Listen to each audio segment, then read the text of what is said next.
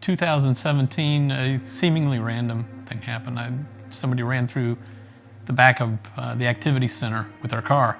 In the process of fixing that in the months ahead, I injured my back pretty good. In doing so, the doctors had to take an MRI, and it was discovered that I had a tumor on my pancreas. The survival rate for pancreatic cancer is less than 10%. That was obviously a shock to me. And as I sought God and tried to figure out what I was going to do, Dana had a word for me and said, when you get through this, and she talked about how life would go on, but in my mind at the time was, no, it's not going to be cancerous. I'm healed by the stripes of Jesus, and everything's going to be just peachy, and I'm not going to have to go through surgery. And well, it didn't happen that way.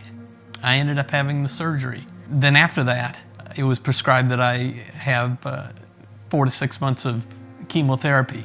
I went through all the emotions and all the thoughts. Why was this happening to me? Sometimes I was mad at God. Sometimes I was pleading with God. Sometimes I was standing in faith and going, okay, we're going to get through this. And honestly, there were times where I begged God to just take me. I wanted to die. In the end, the surgery was successful. In the end, the tumor was at a place where a part of my pancreas was able to be kept. In the end, I was totally cleared of all cancer. And again, that was back in 2017, and here we are getting ready to move into 2023. I'm alive and I'm well. I even ran a half marathon as a way of just kind of looking the devil in the face and going, ha, you tried to take me out, but God.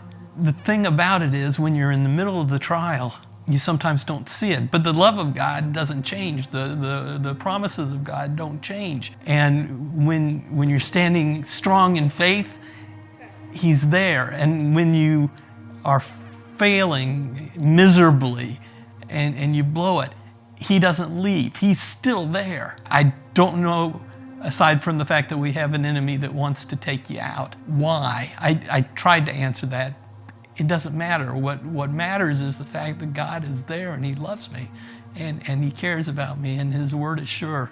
And it's something I've been able to share with people who've gone through some struggles, who have gone through similar situations and are facing what amounts to, in their minds, is a death sentence.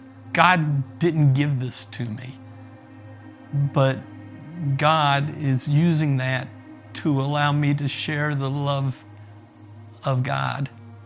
And hopefully that'll transform somebody else's life. And they'll grab hold of it and they'll realize that God loves them and wants them to walk in healing and redemption. Perhaps another life will be changed. Perhaps another person will come to a realization of that love and will trust Jesus. And if a life is changed, it makes all the difference in the world, doesn't it? Yeah.